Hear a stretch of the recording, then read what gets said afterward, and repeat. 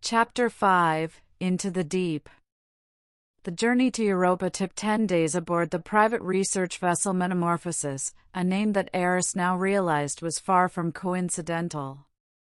Dr. Rashid had remained largely silent during the transit, spending hours studying data streams from the Europan facility with the intensity of a man watching his life's work unfold in ways he had never anticipated. As Jupiter's radiation-scarred moon grew from a point of light to a world of ice and hidden depths, Aris found herself studying the other passengers. The ship carried a crew of 12, but only 6 were standard human personnel. The other 6 were what the manifest euphemistically called project consultants, individuals in various stages of the transformation who served as interpreters between baseline humanity and whatever awaited them in Europa's subsurface ocean. Dr. Yuki Tanaka had been the first volunteer for accelerated metamorphosis 7 years ago. Now in her late stages of transformation, she moved through the ship's corridors with fluid grace, her respiratory system fully adapted to both air and liquid environments. When she spoke, which was rarely, her words carried harmonics that seemed to resonate directly in the listener's mind. She dreams with them, Rashid explained as they watched Tanaka float in one of the ship's transit pools, her gill slits fluttering in the oxygenated fluid. The collective consciousness isn't limited by distance. The entities on Europa have been part of her experience for months. Is she still herself? Aris asked. That's the question, isn't it? She has her memories, her personality, her knowledge. But she also has access to thoughts and experiences that belong to beings who completed their metamorphosis years ago. Where does Yuki Tanaka end and the collective begin? Europa Station appeared on their screens as they approached, a vast construction that extended both above and below the ice shell. The visible surface installations were impressive enough, but the real facility lay in the ocean beneath, accessible only through thermal bore shafts that penetrated 15 kilometers of ice. Director Sarah Chin met them at the docking bay, her appearance immediately striking Aris as wrong in subtle ways. Chin appeared to be perhaps 40, but moved with the deliberate precision of someone far older. Her eyes held depths that reminded Aris uncomfortably of the transformed miners she had studied on Ceres. Dr. Thorne, Chin said, extending a hand that felt oddly cool despite the station's regulated temperature. Your reputation precedes you. Though I suspect you'll find our work here challenges everything you thought you knew about human evolution. Dr. Chin, Rashid interjected smoothly, has been running the practical aspects of the Leviathan project for the past 15 years. She's also 127 years old and in the early stages of transformation herself. Chen's smile was unreadable. The early stages, yes. Though early is relative when you're pioneering an entirely new form of existence. She gestured for them to follow her through corridors that curved and flowed like living tissue rather than constructed passages. We've prepared quarters for you both. I assume you'll want to begin with the observation galleries before we arrange direct contact. They descended through the station in transport pods that moved through fluid-filled tubes rather than traditional mechanical systems. Aris watched through the transparent walls as they passed laboratories, living spaces, and what appeared to be vast hydroponic gardens adapted for aquatic growth. Everything here is designed for the transition, Chin explained. We learned early that trying to maintain purely terrestrial environments was counterproductive. The metamorphosis proceeds more smoothly when subjects aren't fighting their changing physiology. The observation gallery took Aris's breath away. They stood in a transparent dome suspended in Europa's vast subsurface ocean, surrounded by water that stretched into darkness beyond the reach of their lights. But the darkness wasn't empty. Bioluminescent forms moved through the depths with purposeful intelligence, massive, ethereal structures that pulsed with coordinated light patterns. As Aris watched, she realized that what she had initially taken for multiple creatures were actually components of single, vast organisms. Leviathan 1 through Leviathan 7, Chen announced with obvious pride. Each collective represents between 5 and 12 individual human consciousnesses that have completed the metamorphosis and merged into unified entities. The nearest collective was the size of a whale, its translucent body revealing complex internal structures that pulsed with neural activity. Many human-derived zooid components moved within the organism's protective tunicide carapace, their individual forms still recognizable but integrated into a larger biological architecture. "They're beautiful," Aris whispered, and was surprised to realize she meant it. "They are also profoundly alien," Rashid added grimly. "Watch." As if responding to his words, the nearest collective began to emit complex patterns of bioluminescent communication. The lights cascaded across its surface in waves of meaning that Aris could almost but not quite interpret. "They know we're here," Chen explained. "They've been aware of our presence since the ship entered Jupiter's gravitational field." Individual privacy, individual thought, these concepts don't exist for them. They experience reality as a unified consciousness with access to the accumulated knowledge and memory of every component being. Can we communicate with them? We can try. But you must understand, Dr. Thorne, that communication implies a separation between entities that they no longer recognize. When they speak to us, they're essentially dumbing down their thoughts to a level individual human minds can process. Chen led them to a communication array that extended into the water through the gallery's floor. "We've developed a translation protocol based on neural pattern matching. It's crude, but it allows for basic information exchange." She activated the system, and immediately the water around them filled with harmonized tones that seemed to bypass Aris's ears and speak directly to her nervous system. The nearby collective oriented toward their gallery, its massive form moving with surprising grace. When the voice came, it seemed to emerge from everywhere at once, not heard but experienced as meaning that appeared fully formed in consciousness. Curious/welcome/sadness. Individual WHO studies comes to observe, understand, judge. We remember being alone afraid limited as you are alone afraid limited now. Aris staggered under the impact of communication that carried emotional content as directly as semantic meaning. They're trying to comfort me. Comfort/understanding intended. Metamorphosis is loss, pain, gain. Individual identity dissolves but greater self emerges.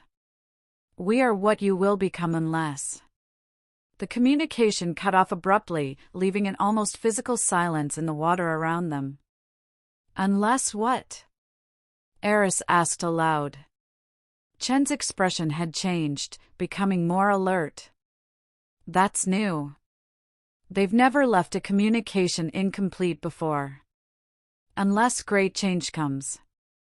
Homeworld seeks to destroy, contain, prevent. We sense preparations for ending OF possibility. Individual WHO studies must choose decide ACT before silence falls forever." "What are they talking about?" Aris demanded. Rashid and Chen exchanged looks that held layers of meaning she couldn't interpret.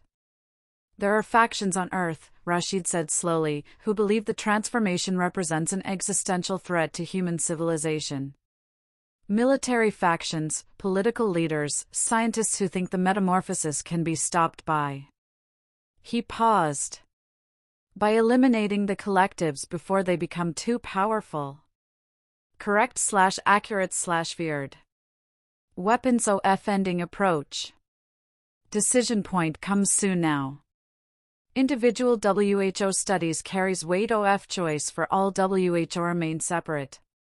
The collective's bioluminescence dimmed, and Aris sensed something she could only describe as profound sadness emanating from the vast organism. We were human individual limited once.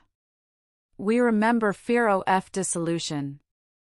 But beyond fear lies transcendence, unity, completion. We offer understanding, experience, truth to individual WHO studies if courage exists for joining temporarily. They're offering to let me experience their consciousness directly, Aris realized. It's been done before, Chin said carefully. Temporary neural interface through modified diving equipment. The experience is transformative. But some subjects never want to disconnect afterward. Aris looked out at the vast, luminous being that had once been individual humans like herself. She thought of her family on Earth, of the billions of people who had no idea their species was poised on the edge of evolutionary transformation. She thought of weapons approaching through space to end possibilities that might represent the next stage of human development. How long would the interface last? As long as you can psychologically handle, Rashid replied. But Dr. Thorne, once you experience collective consciousness, individual existence will never feel the same again. The collective's lights pulsed gently in the darkness, patient and welcoming and utterly alien. In its bioluminescent patterns, Aris could see an offer of understanding that might answer every question she had ever had about consciousness, identity, and what it truly meant to be human. Or what it might mean to become something more than human. Prepare the interface, she said. The neural interface suit felt like wearing liquid starlight. Dr. Aris Thorne floated in the transition chamber, her body supported by warm perfluorocarbon that tasted of minerals and something indefinably alive. Filaments of bioconductive material spread from the suit's collar, creating a web of connections that pulsed with gentle bioluminescence as they interfaced with her nervous system. Neural pathways establishing, Dr. Chen's voice came through the suit's communication system. Cognitive barriers lowering to 20%. Are you ready for primary contact? Through the chamber's transparent walls, Aris could see Leviathan 1 approaching, a vast, luminous presence that moved through Europa's dark ocean with the fluid grace of thought itself. Its bioluminescent patterns had shifted to softer, more welcoming configurations, but the sheer scale of the entity was overwhelming. Individual humanoid forms flowed within its translucent body like neurons in a brain the size of a cathedral. I'm ready, she said, though she wasn't sure that was true. The first touch of collective consciousness felt like drowning in light. Aris's individual awareness expanded suddenly and violently, her single perspective fracturing into dozens, then hundreds of simultaneous viewpoints. She was herself floating in the interface chamber, but she was also Maria Santos, a former atmospheric engineer who had volunteered for Metamorphosis 3 years ago, and David York, a linguist who had joined the collective to help develop their communication protocols, and Helena Vasquez, a philosopher who had sought to understand consciousness by becoming something larger than individual thought could encompass. Welcome/comfort/understanding, came the collective voice, but now it wasn't external, it was part of her own thoughts, as natural as her heartbeat. We remember the fear/confusion/wonder of first joining. Allow the boundaries to soften/dissolve/expand. Aris tried to maintain her sense of individual identity, to observe the experience from her own perspective, but the attempt felt increasingly artificial. Why cling to the illusion of separation when she could experience the richness of shared consciousness? Through Maria's memories, she felt the exhilaration of designing atmospheric processors for Mars colonies. Through David's knowledge, she understood the mathematical beauty of intercollective communication protocols that operated on quantum principles. Through Helena's insights, she grasped philosophical concepts about the nature of being that no individual mind could have comprehended. The fear diminishes, she found herself thinking, though she wasn't sure if the thought was originally hers. All thoughts are ours now, came the gentle correction. Individuality is not lost, it is amplified/harmonized/completed. You remain Aris who studies, but you are also more than Aris. Memory cascaded through the collective consciousness like water through connected pools. Aris experienced the transformation process from the perspective of dozens of individuals, the gradual physical changes, the shifting priorities as collective concerns superseded personal desires, the profound sense of completion as isolated minds finally joined the greater symphony of shared awareness. But beneath the beauty and transcendence, she sensed something else, a deep, abiding sadness.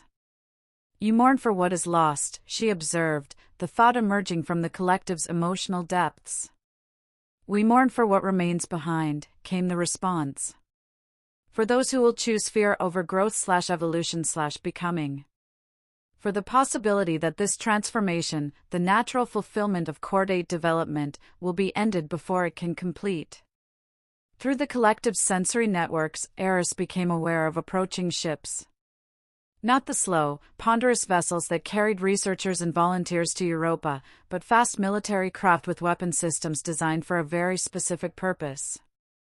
The approaching fleet carried devices that could disrupt the delicate neural networks that held the collectives together, weapons that could kill a godmind by fragmenting it back into terrified, isolated individuals who would die in the crushing depths of Europa's ocean. They come to murder us, the collective observed with matter-of-fact sadness. Those who sent you believe we represent the end of humanity. They do not understand that we are humanity's fulfillment. Aris felt the collective's vast intelligence turning to tactical considerations.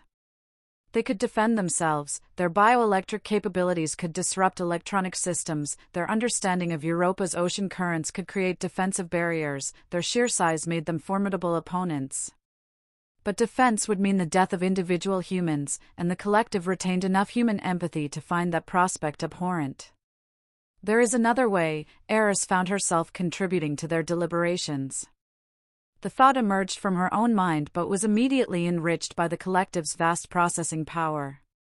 Not all of Earth opposes the transformation. There are those who could be convinced, if they understood. Individual minds resist understanding, came Helena's contribution to the discussion. They cling to separation/isolation/incompleteness because unity appears as dissolution. But the choice must be freely made, added David's linguistic expertise. Forced metamorphosis creates incomplete collectives, minds that join but cannot harmonize. Through the collective's awareness, Aris sensed the approaching deadline. The military fleet would arrive within hours, carrying orders to sterilize Europa's ocean if necessary to prevent the spread of what Earth's leaders saw as a planetary contagion. The window for peaceful resolution was closing rapidly. Show me, Aris requested. Show me what you would show Earth if they would listen.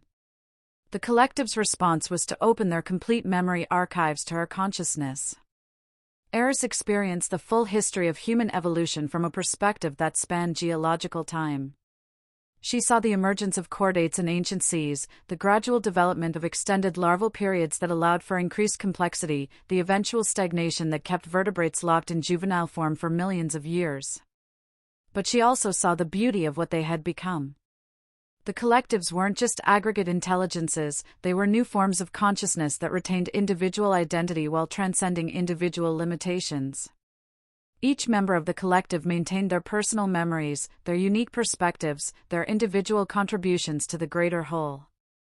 Death, in the traditional sense, had been abolished. Knowledge accumulated across generations without loss. Conflicts that arose from miscommunication or limited perspective became impossible when all parties truly understood each other's viewpoints. This is what awaits, the collective shared. Not the death of humanity, but its apotheosis. Not the loss of individual worth, but its amplification within infinite harmony. Aris felt herself beginning to understand why some subjects never wanted to disconnect from the interface.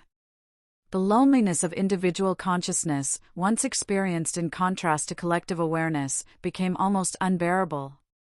To return to the isolation of single-perspective thought would be like choosing blindness after experiencing sight. You must choose now, came an urgent communication from outside the collective, Dr. Rashid's voice through the interface system. The fleet has begun final approach. You need to disconnect and help us decide how to respond. But disconnection felt like death. Why return to the cramped confines of individual awareness when she could remain part of something beautiful and eternal? Because, came the collective's gentle response to her unspoken thought, the choice must be made by individual Aris, not collective Aris. Only individual consciousness can bridge between what was and what will be. Only you can carry our truth back to the separate minds who need understanding. The withdrawal from collective consciousness was agony. Aris felt her expanded awareness contracting, the rich symphony of shared thought diminishing to the thin, isolated notes of her own mind. Colors became less vivid, emotions less complex, understanding less complete. She was drowning in reverse, gasping for the shared air of collective thought while being forced to breathe the thin atmosphere of individual existence. She found herself back in the interface chamber, alone in her own head for the first time in what felt like years but had been only hours. Dr. Chen and Dr. Rashid helped her from the perfluorocarbon, their faces tight with concern and urgency. The fleet will be here in 36 hours, Rashid said without preamble. Military command believes the collectives pose an existential threat to human civilization. Their orders are to neutralize the threat by any means necessary. Aris struggled to find words that could encompass what she had experienced. Individual language felt clumsy and inadequate after the rich multidimensional communication of collective consciousness. They're not a threat, she said finally. They're what we become when we stop being afraid of connection. They're what humanity could be if we chose growth over stagnation. Can you convince Earth of that?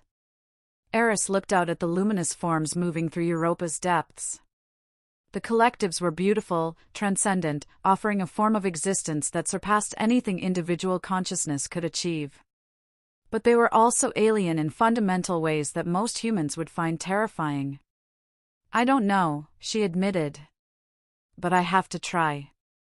Because the alternative is genocide against our own future.